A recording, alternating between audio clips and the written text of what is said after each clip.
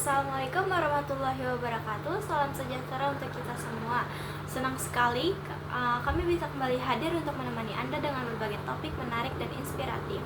Sebelum kita melanjutkan video ini, izinkan saya memperkenalkan diri. Saya Zalda Maulidia dengan NIM 124010510200015.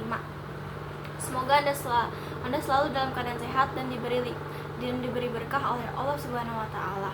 Pada kesempatan kali ini kita akan membahas topik menarik yaitu akhlak dan potensi jiwa.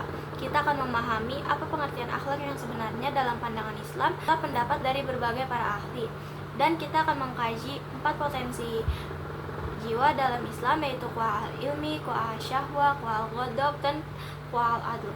Topik ini sangat penting karena akhlak adalah cerminan diri kita dan merupakan peran penting dalam kehidupan kita sehari-hari, bagaimana cara kita hidup dan bagaimana cara kita berinteraksi.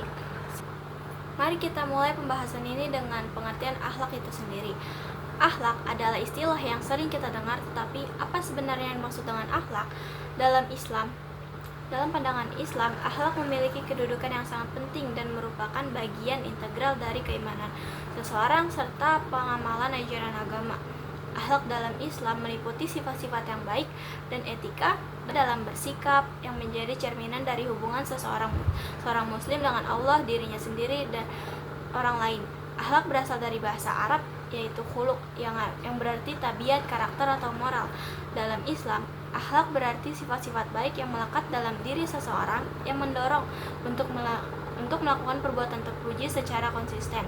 Akhlak adalah cerminan dari kualitas jiwa dan moralitas seseorang, serta bagaimana ia menjalani hidup sehari-hari sesuai dengan pedoman ajaran agama. Adapun beberapa ahli yang menjelaskan konsep akhlak dari sudut pandang yang beragam.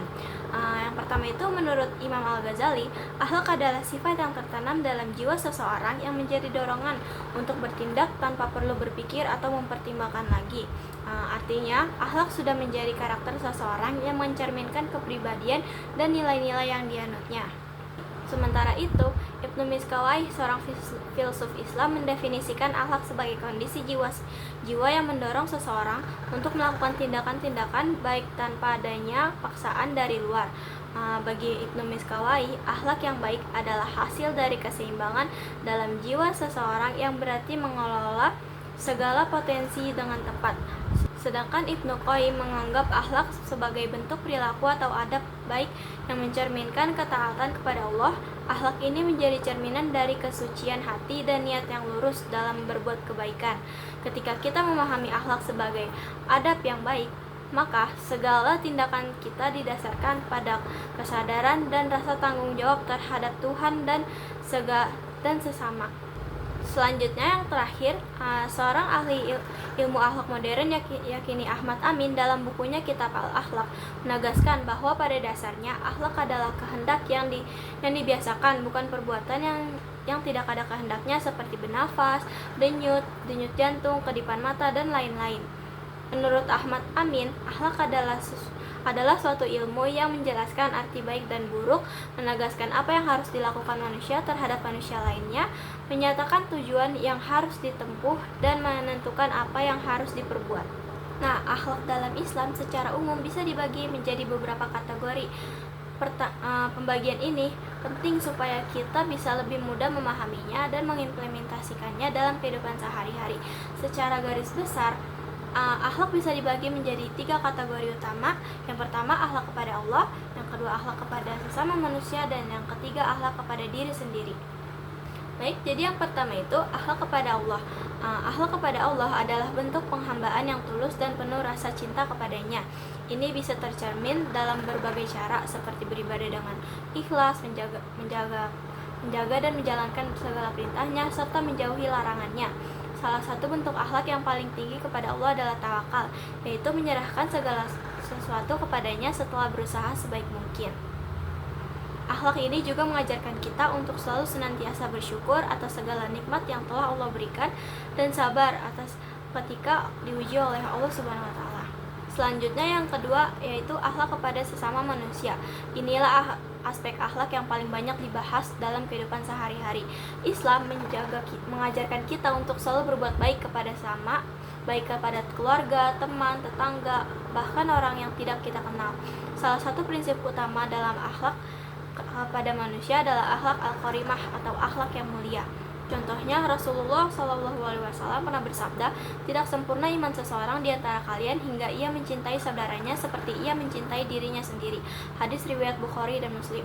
Jadi, dalam berinteraksi dengan orang lain, kita diajarkan untuk selalu mendahulukan kepentingan orang lain, berlaku jujur, tidak menyakiti perasaan, dan selalu menjaga lisan. Selain itu, akhlak terhadap orang lain juga mencakup sikap sabar, pemaaf, dan menghargai orang lain. Kita juga diajarkan untuk menjaga hubungan baik dengan sesama, mempererat silaturahmi, dan menjauhi fitnah atau kebohongan yang bisa merusak hubungan antar sesama. Selanjutnya, yang terakhir atau yang ketiga, akhlak kepada diri sendiri. Akhlak kepada diri sendiri seringkali kurang mendapat perhatian, padahal ini juga sangat penting. Dalam Islam, kita diajarkan untuk menjaga tubuh dan jiwa dengan baik. Ini mencakup menjaga kesehatan, memelihara kebersihan, dan berusaha untuk selalu menjadi pribadi yang lebih baik. Salah satu akhlak yang penting dalam konteks ini adalah ihsan, yaitu berbuat baik dan memperbaiki diri tanpa henti. Selain itu, akhlak kepada diri sendiri juga termasuk sikap rendah hati, tidak sombong, dan tidak berlebihan dalam segala hal. Islam mengajarkan kita untuk selalu bersikap tawadu, tidak membanggakan diri, dan selalu mengingat bahwa segala kebaikan yang kita lakukan adalah anugerah dari Allah Subhanahu wa Ta'ala. Nah, yang tadi itu kan kita bahas akhlak dibagi berdasarkan kategorinya. Lalu selanjutnya kita membahas akhlak dibagi berdasarkan sifat-sifatnya. Yang pertama itu akhlakul mahmudah, yaitu akhlak terpuji. Dalam Islam, sifat terpuji ada pada jati diri seorang karena salah satu tugas Rasulullah kepada umatnya adalah untuk memperbaiki akhlak manusia. Artinya, orang yang mempunyai sifat terpuji berarti dia mengamalkan ajaran Islam dengan baik dan ingin keislamannya sempurna. Dalam hal ini juga harus diketahui bahwa baiknya akhlak seseorang pada akhirnya baik, bukan bermakna sikap itu dibuat-buat. Sekalipun hati tidak seperti itu, namun akhlak berasal dari hati yang ikhlas, bukan karena merasa terpaksa atau juga bukan karena sesuatu balasan atau karena takut kepada atasan. Kalau akhlak merupakan sifat lahir manusia, namun pada hakikatnya adalah juga tidak terlepas dengan kemajuan dan ketulusan hati. Dengan kemauan dan ketulusan hati. Ini adalah salah satu aspek hubungan dengan ajaran tasawuf. Kalau akhlak sebagai sikap lahiriah, sedangkan secara batin, sikap itu didorong oleh hati yang suci. Sifat-sifat terpuji itu diantaranya jujur atau al-amanah, pemaaf, al-afu, tekun, al-khusyu, menghormati tamu, adiyafah, pemaaf, al-ghufran, menahan diri dari perbuatan tercela, al-hilmu, dan masih banyak lagi akhlak terpuji lainnya. Selanjutnya itu akhlakul mazmudah, yaitu akhlak yang tercela. Akhlak mazmudah adalah akhlak yang seharusnya dihindari oleh setiap muslim. Dalam Islam ada sejumlah sifat tercela yang merupakan lawan dari sifat-sifat terpuji tadi. Orang yang memiliki sifat tercela ini termasuk orang yang tidak sempurna keimanannya. Adapun sifat-sifat yang dimaksud diantaranya kikir atau al-bukhu, berdusta, al-buhtan, dosa besar, al-fawashi, dengki, hasad, berbuat kerusakan, al-ifsad, takabur, al-istikbar, mengingkari nikmat, al-kufran, mengadu domba, anamimah, munafik, dan sifat-sifat tercela lainnya. Oleh karena itu, terkadang akhlak adalah menjadi komponen yang sangat lekat dalam kehidupan manusia. Bahkan orang yang tidak beragama sekalipun dituntut dalam masyarakat memiliki akhlak yang baik. Karena dalam masyarakat saat ini banyak orang yang tidak mempedulikan tentang kepercayaan dan lebih mementingkan akhlak dan perilaku seseorang. Hal itulah yang membuat pentingnya setiap manusia memiliki akhlak yang terpuji, bukan akhlak yang tercela. Nah, sekian untuk pembahasan kita tentang akhlak. Untuk selanjutnya, kita ke topik selanjutnya, yaitu potensi jiwa dalam diri manusia. Dalam Islam, setiap manusia dianugerahi potensi jiwa yang unik. Potensi-potensi ini adalah kekuatan alami yang harus dikendalikan dan diarahkan agar kita bisa hidup sesuai dengan ajaran Islam. 4 potensi utama dalam jiwa manusia adalah quwal ilmi, quwal ghadab, quwal syahwat, dan quwal adl. Mari kita bahas satu persatu. Yang pertama itu ada quwah al-ilmi atau potensi ilmu. Potensi ini merujuk pada kekuatan intelektual manusia untuk berpikir, memahami, dan mencari kebenaran. Dalam Islam, menuntut ilmu adalah hal yang sangat ditekankan, karena dengan ilmu kita dapat membedakan antara yang baik dan yang buruk, yang benar dan yang salah. Potensi ilmu ini adalah salah satu dasar dari akhlak. Akhlak yang baik, ilmu yang benar akan membawa kita pada tindakan yang baik dan mulia. Rasulullah SAW bersabda bahwa menuntut ilmu itu wajib bagi setiap muslim, karena dengan ilmu kita bisa menjalani kehidupan yang sesuai dengan syariat dan mengembangkan akhlak yang luhur.